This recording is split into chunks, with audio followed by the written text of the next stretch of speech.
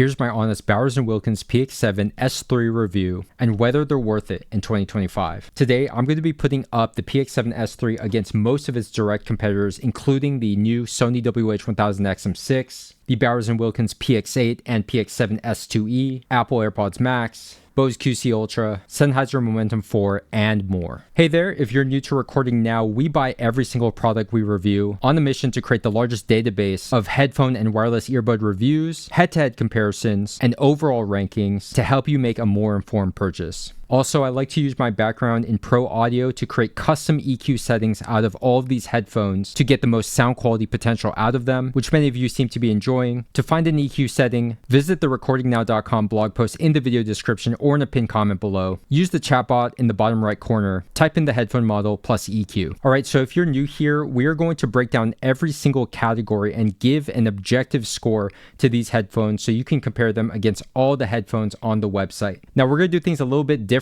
today, so we're going to start with sound quality and the sound quality comparisons, which is what you're probably most interested in hearing. All right, so first I'm going to talk about the completely stock first impressions of the Px7 S2e right out of the box without touching EQ, and I've also brought out the flagship Px8 and the previous generation Px7 S2e to compare them first. So right out of the box, I'm quite impressed with the Px7 S2e stock sound quality and its profile, which interestingly enough is the most consumer friendly out of the Bowers & Wilkins family right now. So the S2e is easily the most V-shaped of all of these headphones, focusing heavily on its bass and treble instead of that typical mid-range that's featured on the Px8 and on the Px7 S2e. So what we're getting here is the best bass and the most detailed treble out of the Bowers & Wilkins family. I find this a little interesting because the Bowers & Wilkins house sound, especially featured on the Px8, is very mid-range focus and mid-range heavy. So hearing the recessed mids on the S2e took a little bit of getting used to, but I do think it's a move for the better to appeal to the average casual listener and consumer. Now, being the Px7 series, the S2e is closer to the S2e, which I actually find the older S2e to be a little bit more balanced in its tonality, and I actually appreciate the sound profile of the S2e even more than the S2e, but I will say that added bass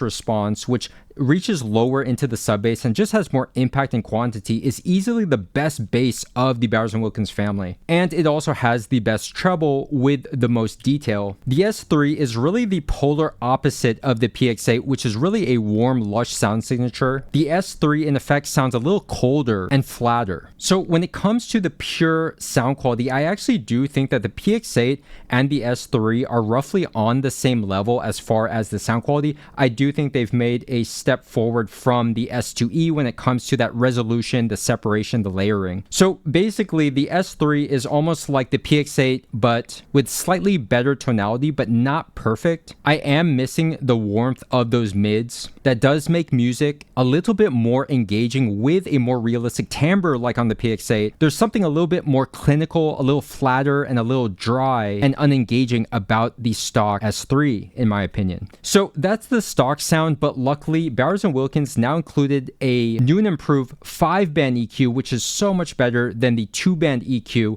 of the Px8 and the S2e, which was borderline useless. Now, the new 5-band EQ is an improvement, but to be honest, compared to the 10-band EQ of the new Sony XM6, it doesn't make as much of a difference as you would think because of the way that Bowers & Wilkins implemented the slopes, the frequencies of those 5 bands, and just the overall level of impact that you can have by tweaking these settings. It kind of feels like they put training wheels on the EQ so that people cannot drastically change the headphones versus stock. That said, let's talk about the post-EQ'd sound of the S2e. Again, to see those settings, visit the full blog post link in the description or pinned comment below and scroll down to the sound quality section. So like I was critiquing about the stock sound, I think that having those recessed mids, it needs to be brought back. So with the EQ, we're able to bring back some of that full body of the mids to make music a little bit more engaging and give vocals a fuller sound as opposed to a bit of an ethereal sound from the stock sound profile. And overall, I just wanted these to sound a little bit more lively with more airiness up top, along with better dynamics and more impactful drums and snares. I think stock, these have a weirdly relaxed sound while still being quite technical. So they're detailed, but in a relaxed way. Whereas the Px7 is softer, it's warmer and more lush, but also relaxed. In general, I find the Bowers & Wilkins great headphones if you're just trying to relax instead of get energized, if that makes sense. So after those EQ adjustments, I do think that the S3 improves upon its weaknesses, and we end up having just a very competent headphone. So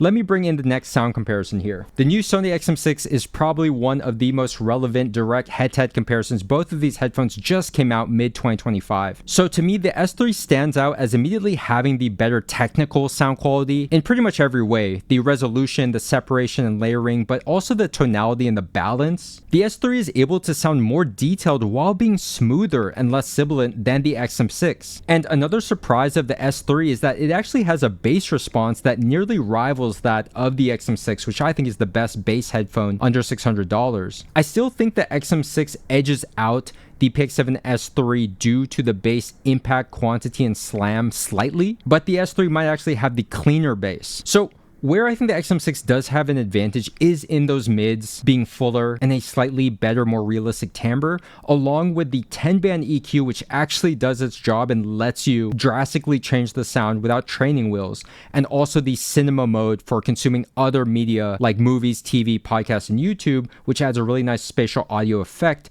to the XM6. So overall, the S3 does edge out the XM6 on pure sound quality, but I do think that the XM6 is able to even things out due to that more effective 10-band EQ for versatility and the cinema mode. All right, so bringing the AirPods Max into the mix, it's actually interesting that these two share somewhat of a similar sound profile, with the AirPods Max basically being a brighter version with less bass emphasis than the S3. The AirPods Max continues to surprise me with its detailed separation and layering in the treble, even compared to newer headphones like the Sony XM6, but I'm hearing more resolution overall in the S3. For me, the difference maker is the better bass response of the S3, which has more sub-bass, slam, and impact compared to the AirPods Max, which is more of that mid-bass, upper bass, instead of the lowest frequency sub-bass. So with the EQ'd Bose QC Ultra, these headphones really shine as one of the more open sounding and airy headphones that's very detailed and has great mids and treble. There is sub-bass response on the QC Ultra, but the way that I EQ them, I like to focus more on the mids and treble, so bass is definitely going to be an advantage on the S3. And between the two, the Px7 is clearly the more consumer headphone as far as being consumer friendly due to its sound profile. But there are times where I still find the QC Ultra to be a little bit more engaging and exciting with its fuller and more detailed mids and hyper detailed treble after EQ. Alright, so the Momentum 4 never ceases to amaze me how it's still competitive against newer headphones costing almost twice as much today. Now, after EQing the Momentum 4 with my V2 EQ, I actually prefer the more balanced tonality of the Momentum 4, and I find the Sennheiser's 5-band EQ to be more effective and have more of an impact than the Bowers & Wilkins 5-band EQ. That said, the Px7's technical sound quality and ability is about a half step above the Momentum 4. It has more resolution while having an even more impressive bass response, which is saying something because the Momentum 4 is no slouch itself. Alright, if you want to see the rest of my sound comparisons against higher end headphones like the Focal Batiste and the Bang & Olufsen H95, make sure you check out the full blog post because we got to get on with this video. Overall, for sound quality, I now think that the Px7 S3 is the one to beat in the sub $600 mid-range of these wireless over-ear noise canceling headphones. I still find it to be below the high-end range like the Batiste and the H95, but the gap is narrowing. So overall for sound quality, I give the Px7 a 9.2 out of 10 after EQ. So moving on to comfort, the Px7 weighed in at 298.3 grams on my scale, which is about average. To put into context, a lighter headphone like the Sony XM6 is 252.8 grams, so a little over 40 grams lighter, and they do feel that way. But then you have the heaviest in the class, which is the AirPods Max at 387.8 grams, so almost 90 grams heavier than the Px7. All right, for comfort, I'm going to bring back the Px8 and the Px7 S2e as comparisons. What I do like about the newer design is that they did streamline these ear cups and they're a lot slimmer, but overall these only save about 6 grams or so over the S2e and a little bit over 20 grams from the Px8. So what I like about the Px7 S3 is they maintain the same large interior ear cup space, so my ears are free inside of the ear cups, but I kind of think that they took a slight step back in the quality of the ear cup cushions themselves. They seem to be a little bit less supportive and overall slightly cheaper and less quality than the previous generation S2e, and of course the Px8, which is their more expensive flagship. Overall, I actually do find these to be about the same comfort level as the Px8 and the S2e. Despite being slightly lighter, I feel a good amount of clamping force from the factory, a little bit more than I would like, so hopefully this does loosen up. But overall for comfort, I find these to be one of the more comfortable headphones in this class, but it doesn't take as much of a step forward as I would have liked from the previous generation, so I give these a 4.5 out of 5. All right, moving on to features, build quality, battery life, and noise canceling performance, which will combine into a single score, starting with this very nice hard shell case, which is almost identical to the Px8 and the S2e. You've got a nice magnetic flap here for your stereo and USB-C cables, which by the way, this one's USB-C to stereo. When it comes to the features, these have most of your modern features, including Bluetooth 5.3 with aptX lossless. You've got the multiple microphones for taking calls, the active noise canceling, transparency mode, the ability to turn either mode off, and as mentioned, that newer 5-band EQ inside of the companion smartphone app. So moving on to build quality, I'm going to bring up the Px8 here. In general, Bowers & Wilkins tends to have pretty good build quality. They look and feel pretty premium. So here on the S3, we have these metal ear cup covers. We also have metal here for the buttons. Now, the hinges do feel like plastic, but perhaps there is some kind of metal wire at the core. And then instead of the leather that they feature on the exterior of the Px8, they actually have this kind of fabric material on the exterior of the ear cups and on that headband. They do feature leather here on the earpad cushions and on the headband. But again, I think that these cushions are a little less supportive than the flagship Px8 and even the older S2e. So overall, the build quality is fairly good, but not as good as something like the AirPods Max, Px8, Batiste, or the Bang & Olufsen H95. Now, battery life is unchanged from the Px8 and the S2e at 30 hours on a single charge. This is about average for this class. So moving on to the noise canceling performance of the Px7 S3, and I'm going to bring up the current #1 noise canceling headphone, which is the newer Sony XM6.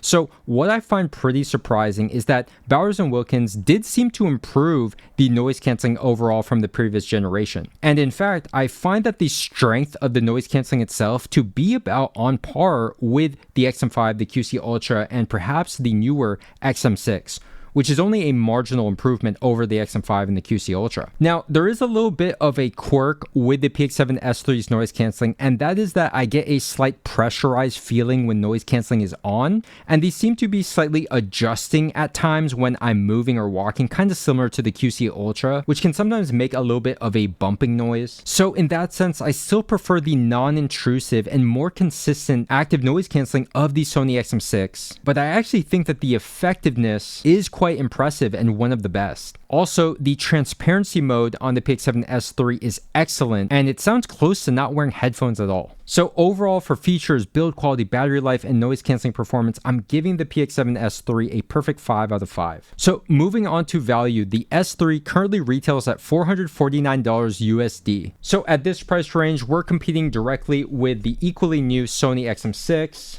slightly older Bose QC Ultra, and the slightly more expensive Apple AirPods Max. Now, interestingly, the Px8 sometimes can be found for a little over $500 these days, so these actually might be a little more competitive than the $700 retail price of the Px8. But if we're basing this off of retail and current market prices, I do think that the three headphones right now that are the best all-arounders would be the the Px7 S2e, the Sony XM6, and the Bose QC Ultra. Of course, the Momentum 4 is a better dollar value, but honestly, I don't think it competes on this level of noise canceling and comfort and this slightly newer level of sound quality, although it's still very competitive in all of those categories. I just think these three are the ones to look out for until the Momentum 5 hits the market. So for $449, I do think this is worthy of that price tag, and I'm giving these a 4.0 out of 5 for value. So overall, the Bowers & Wilkins Px7 S2e receives a 9.1 out of 10.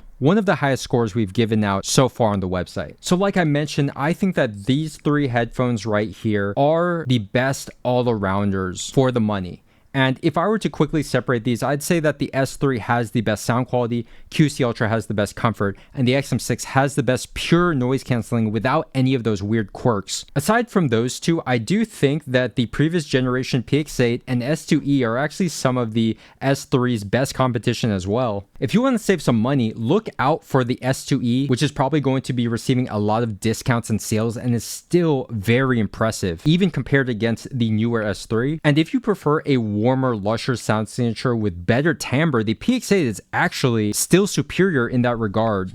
If you enjoyed this comprehensive, detailed review, hit the thumbs up button and leave a comment below if you have any questions at all about any of the headphones that you see here in this video or on the website. I'll do my best to get back to you. To see the rest of our content, you can Google Recording Now or visit the link to recordingnow.com in the video description or pinned comment below. That's where you'll find all of the EQ settings for these headphones. And if you want to support our mission, consider using our affiliate links in the video description and in the pinned comment, which goes a long way to support the channel, adds no cost to you, and can save you up to $100 or more on many of these headphones. I'm going to link a relevant video and a playlist so you can keep watching next.